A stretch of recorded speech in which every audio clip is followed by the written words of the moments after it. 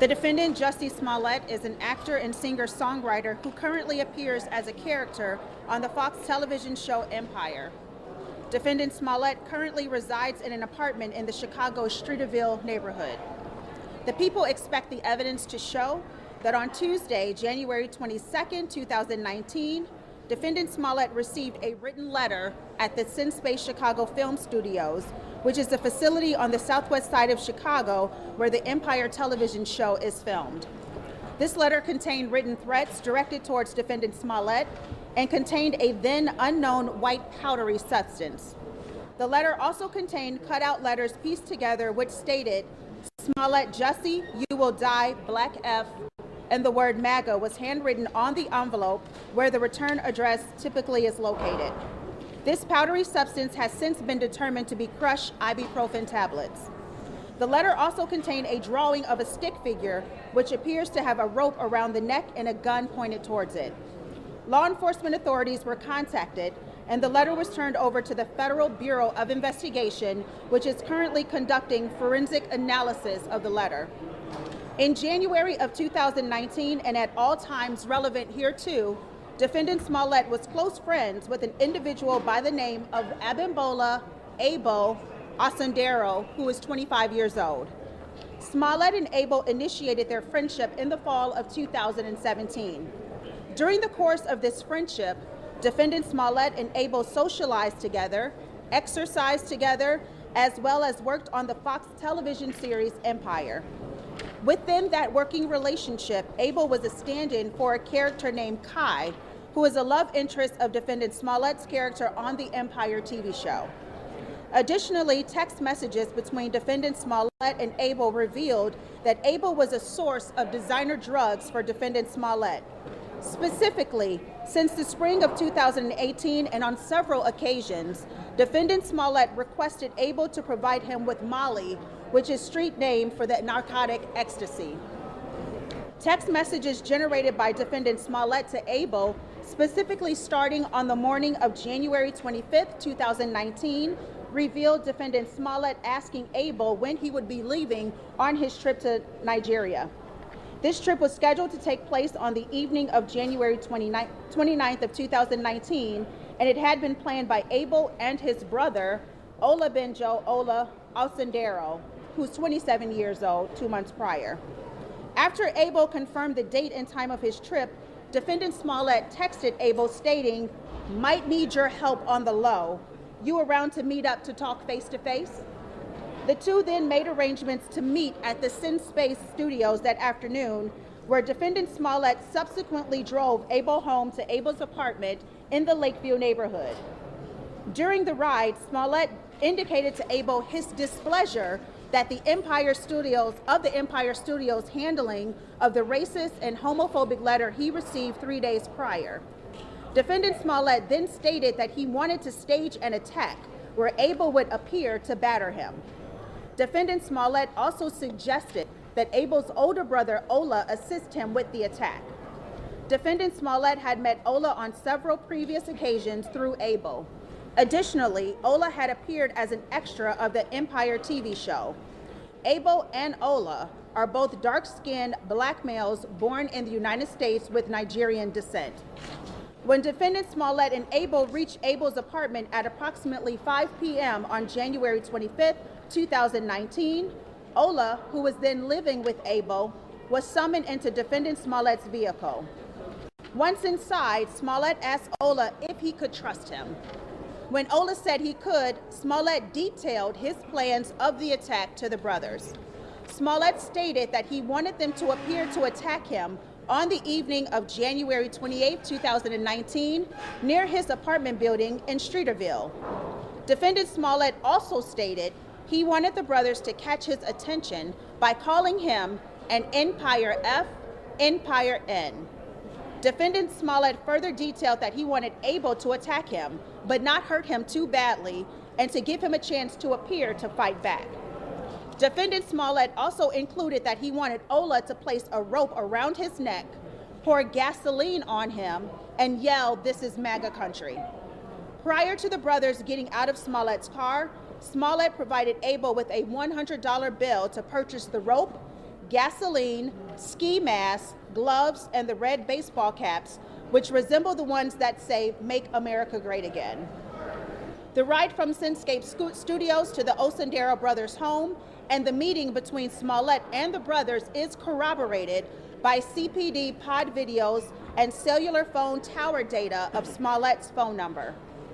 On the late morning of Sunday, January 27, 2019, Smollett drove his vehicle back to the Lakeview neighborhood to pick up the brothers and show them the scene where he wanted the staged attack to take place. Smollett then drove the brothers to the corner of New Street and North Water Street in Chicago, where the staged attack was to take place. This was just outside of Smollett's apartment building. Further details were provided by Smollett, which included that the staged attack was to take place near the stairs on the southwest corner of New and North Water Streets at 10 p.m. the following night. Smollett also instructed the brothers not to bring their cell phones with them. Smollett directed the brothers' attention towards a surveillance camera on the corner, which he believed would capture the incident. There was a change in the plan in that bleach was going to be used instead of gasoline during the simulated attack. Smollett then drove the brothers home and provided them with a $3,500 personal check made payable to Abel, which was backdated to January 23rd of 2019. On the morning of January 28, 2019, the date of the planned attack, the brothers purchased the clothing items at a local beauty supply store and the rope at a nearby hardware store using the $100 bill that Smollett had given them. These purchases were corroborated by surveillance video and a receipt. Abel also deposited Smollett's check that same day in his own bank account. Later that evening, the plan had changed and the time of the attack had to be pushed back because Smollett's flight into O'Hare Airport from New York had been delayed by 4 hours. Smollett's plane eventually landed at O'Hare at 12:30 a.m. on January 29th of 2019. At 12:49 a.m., there's a phone call between Smollett and Abel, which lasted 3 minutes. During this call, Smollett told Abel the attack would take place at exactly 2 a.m. at the location. Minutes later, Ola ordered an Uber rideshare to his home to leave for the crime scene. Cell phone records and Uber records confirmed this call and the Uber ride. The brothers then took the Uber to the 1400 block of North Wells, where they exited the Uber and flagged down a taxi, which took them to within 3 blocks of the arranged scene at approximately 1:22 a.m. The taxi's in-car video captures the brothers flagging the cab and riding in the back seat. From approximately 1:22 a.m. until approximately 2:03 a.m., video evidence showed the brothers on foot in an area bordered by Lakeshore Drive to the east, Columbus Drive to the west, Illinois to the north, and the Chicago River to the south.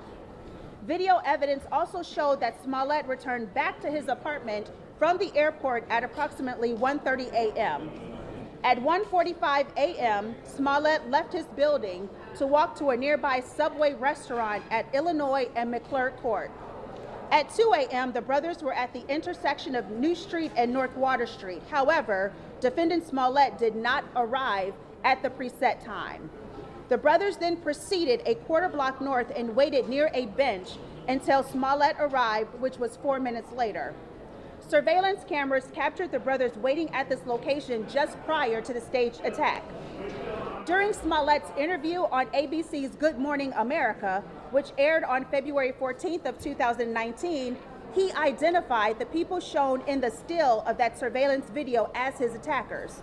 Also during that interview, Smollett indicated he was positive these were his attackers.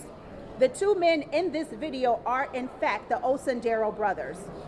It was at this time that the brothers staged the attack of defendant Smollett, just how Smollett had instructed them.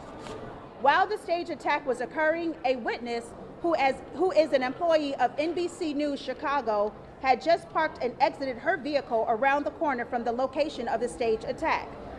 This witness indicated that she heard nothing at the time of the staged attack, despite the fact that defendant Smollett told CPD detectives that his attackers were yelling racial and homophobic slurs at him, and he in turn was yelling back at them. The stage attack lasted 45 seconds, and it was just outside the view of the desired nearby camera that Smollett had pointed out to the brothers approximately 15 hours earlier. Approximately 1 minute later, video evidence showed the brothers run from the location southbound towards the Chicago River and westbound towards Columbus Drive. Video evidence also captures the brothers entering a taxi at the Hyatt Regency Hotel across the river at 2:10 a.m. Video evidence then showed at 2:25 a.m. the brothers exited the taxi on the 3600 block of North Marshfield Avenue and walked northbound. This was only a few blocks from the brothers' Lakeview apartment, which was also the original Uber pickup location to the stage crime scene. Video shows the brothers walking from where they were dropped off towards their home. 2 minutes after the brothers exited the taxi at 2:27 a.m., defendant Smollett's manager called the police to report the incident. At approximately 2:42 a.m., Chicago police arrived at Smollett's apartment. Chicago police observed that Smollett had a rope draped around his neck. This was captured on police body-worn camera. Seconds later, Smollett asked the police to shut off their cameras. Smollett then made a police report where he claimed he was the victim of an attack in which the offender struck him while yelling racial and homophobic slurs. Smollett also reported that the offenders placed a rope around his neck, poured a liquid chemical on him, and told him, "This is MAGA country." Defendant Smollett also reported for the first time that 3 days prior, on January 26, 2019, he received a phone call from an unidentified phone number in which an unidentified male caller stated, "Hey, you little F," before ending the call. Smollett also told police that the incident happened near a camera, which he stated should have captured the attack. This is the same camera that Smollett pointed out to the Osundero brothers in preparation of this staged attack. Smollett also told the police that the initial and primary attacker, now known to be Abel Osundero, was wearing a ski mask which covered his entire face with the exception of his eyes and the area all around his eyes. As stated earlier, the Osundero brothers are dark-skinned male blacks. During the Good Morning America interview, Smollett stated, "And it feels like if I had said I was a Muslim or a Mexican or someone black, I feel like the doubters would have supported me much more, a lot more." These statements by Smollett further misled the police and the public to believe his attackers were white. On January 29, 2019, at 7:45 p.m., just less than 18 hours following the reported attack, defendant Smollett placed a phone call to Abel, and the duration of the call was 5 seconds. 2 minutes later, Abel called back Smollett, and that call lasted 1 minute, 34 seconds. The brothers then boarded their flight to Nigeria and left the country. On January 30th, 2019, at 10:46 a.m., defendant Smollett called Abel, who was in Istanbul, Turkey, and the duration of that call lasted 8 minutes and 48 seconds. For the next 2 weeks, Chicago Police Department investigated this matter as a hate crime. The Chicago police were able to identify the Osundero brothers as the alleged attackers through an extensive investigation using surveillance videos, pod police videos, in-car taxi camera videos, ride-share records, credit card records, bank records, and a store receipt. On February 13th of 2019, the brothers returned from Nigeria and landed at the Chicago O'Hare International Airport, and they were detained by U.S. Customs. Members of the Chicago Police Department placed them into custody. That same evening, the Chicago police executed a search warrant upon the Osundero brothers' residence, where they recovered evidence that linked Abel to the Empire TV show. The police had already determined that Ola was affiliated with the show. Following their arrest and through consultation with their attorneys, the brothers agreed to cooperate in the investigation. As more evidence such as text messages, phone records, social media records, bank records, surveillance video, and the receipt from the purchase of the rope was obtained by investigators, this investigation shifted from a hate crime to disorderly conduct. The Cook County State's Attorney's Office approved charges yesterday at 6:10 p.m. And at 5 a.m. this morning, Defendant Smollett was placed into custody at the Area Central Police Headquarters. Thank you.